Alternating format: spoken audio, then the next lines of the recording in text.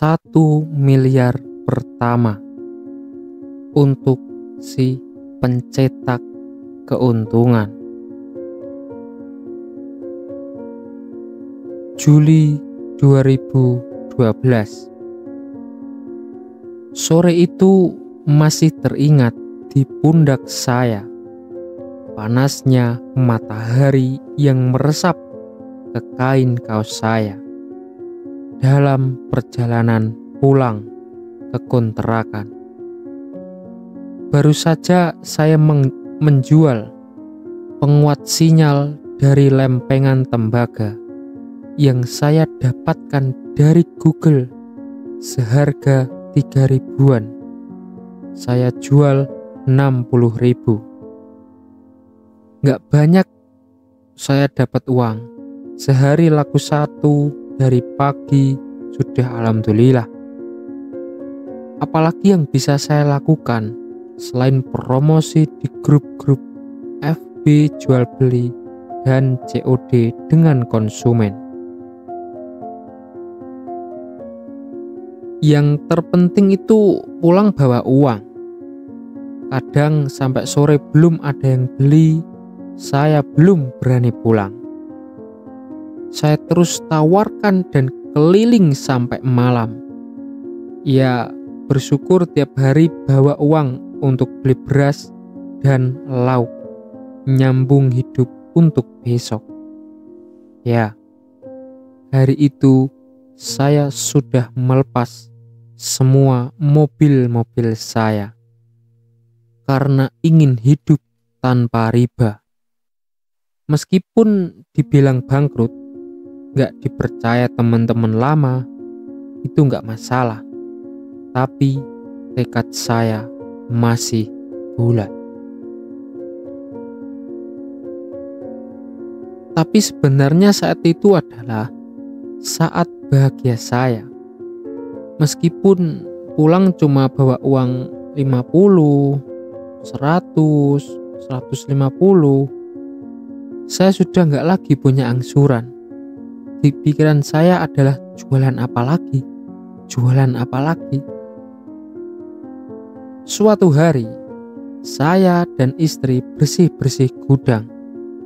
Banyak barang-barang bekas, botol, buku, kursi bayi, alat masak, dan lain-lain.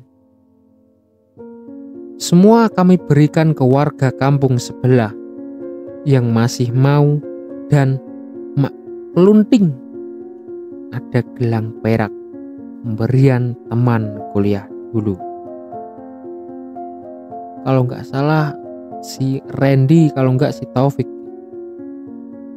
Ya, sesuatu yang cukup besar, tapi bentuknya nggak begitu menarik sih.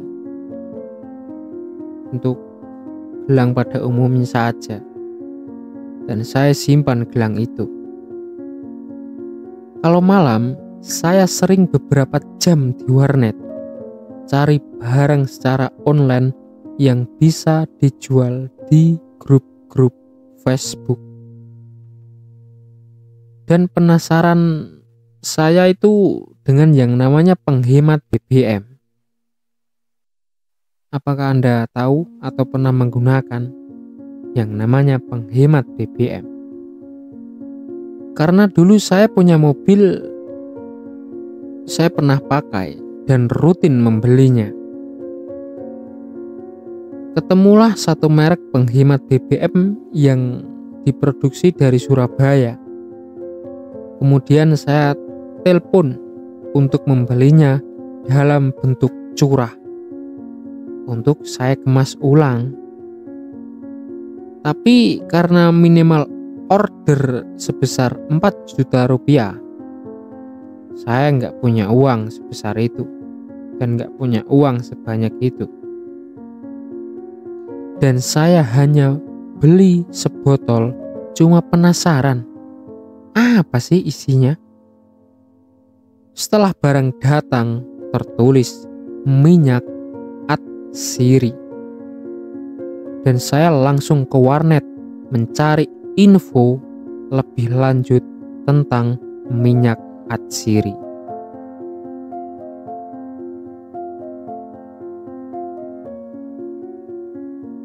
ternyata ada ratusan jenis dan saya nggak tahu yang mana minyak yang bisa digunakan untuk menghemat BBM. Saya pada saat itu sangat gaptek dan akhirnya saya coba cari penelitian di Google. Ketemulah beberapa skripsi, beberapa deskripsi. Saya download skripsi dan deskripsi tersebut dan saya baca. Dan akhirnya luar biasa. Semakin saya baca, saya semakin gak paham. Ya jelas lah, namanya juga orang gaptek kan. Dan itu juga bukan di bidang saya. Tapi saya ingat, kalau mau sukses, itu jangan putus asa. Saya buka lagi Google di warnet dan mengetik jual minyak atsiri. Dan in the end muncul beberapa info penjual dan saya catat nomor telepon tersebut. Saya mencatat sebanyak kurang lebih 25 nomor telepon, kota, dan nama penjual minyak tersebut yang saya telepon satu persatu. Dan seperti biasa, ada yang gak aktif, ada yang barangnya habis, ada yang sudah gak jualan, sampai ada beberapa orang yang masih menyediakan. Dari 4 orang yang bilang punya barang, perhatian saya itu terfokus pada Mas Solikin, seorang penjaga lab sekolah. Di sekolah tempat dia bekerja ada lab yang punya alat untuk meneliti dan mendeteksi gimana sih cara untuk menghemat BBM agar ya tidak terlalu tidak terlalu boros, agak menghemat kan gitu. Dulu belum ada mobil listrik, sepeda listrik, motor listrik kayak zaman sekarang, itu belum ada. Penyuling minyak astiri itu dia buatnya itu di lab sekolah tersebut. Kalau waktu luang, alat tersebut ia gunakan untuk membuat minyak dan dijual lagi.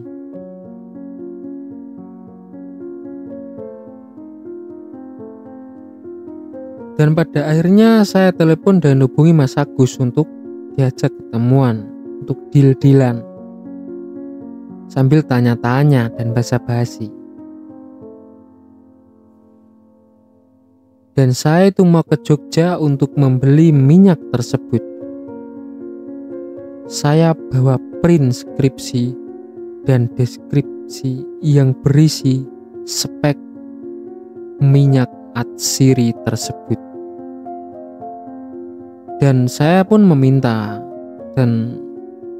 untuk dijelaskan dari Mas Agus apa sih maksudnya dari minyak atsiri, kandungannya apa, dan artinya itu apa sih. Karena itu saya benar-benar gaptek dan benar-benar nggak paham, sekaligus dihantui dengan rasa penasaran. Setelah dijelaskan, Mas Agus bersedia membuatkan beberapa liter dengan harga Rp900.000.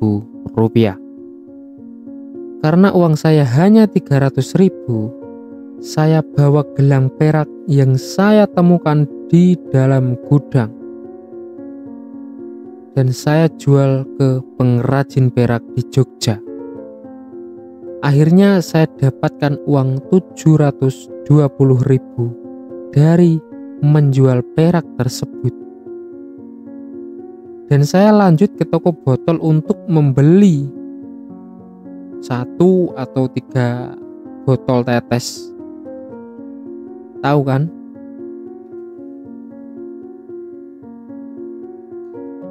Nggak tahu tak? Botol tetes kayak Insto itu loh. Dan dalam perjalanan ke rumah, saya itu nggak sabar di pom depan Bandara Jogja. Saya berhenti. Saya tuang sedikit cairan ke botol dan saya coba teteskan. Saking rasa penasaran dan rasa pengen tahu gimana sih rasanya. Tapi kalau gagal ya saya bingung juga, karena nggak ada uang lagi.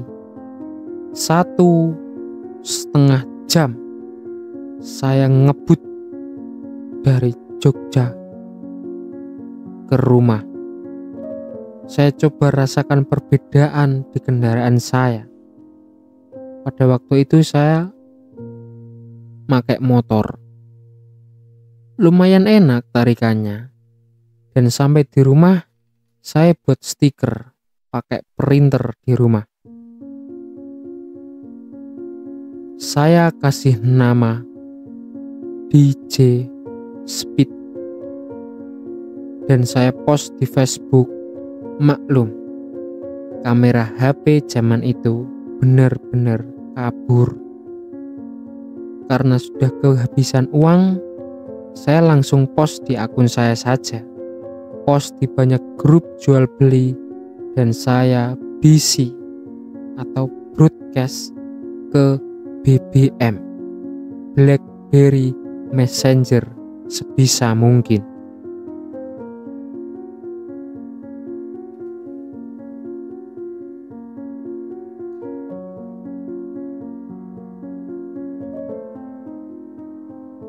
Beberapa orang bertanya, beberapa orang juga kirim pesan, dan beberapa orang juga saya temui secara offline atau COD, ketemuan dan langsung saling tawar-menawar secara langsung. Banyak sekali yang ragu dan menolak. Mereka bilang baunya seperti minyak angin ya, takut merusak mesin, apalagi sampai mesinnya jebol. Ya wajar karena kemasannya cuma ditempelin stiker print yang luntur kalau kena air. Terus yang jual juga nggak meyakinkan. Saya pakai motor dan dalam kondisi keadaan bangkrut. Tapi terus saja, dengan mengandalkan prinsip kalau nggak laku, saya nggak mau pulang. Maka setiap 1 kali ditolak, saya mencari 2 orang lagi. Kalau ditolak 2 orang lagi, saya cari 4 orang lagi. Saya nggak peduli lagi apapun saat itu. Yang penting bisa beli beras buat besok. Anak dan istri saya menunggu di rumah. Beberapa teman kasihan saat melihat saya. Dan kebetulan saya pun masih kenal mereka masih kenal saya dan masih mau menyapa. Akhirnya mereka membeli sebotol, 2 botol pada saat itu. Setelah itu ya saya nggak pakai produknya, karena saat saya tanya gimana setelah pakai, mereka bilang belum mencoba.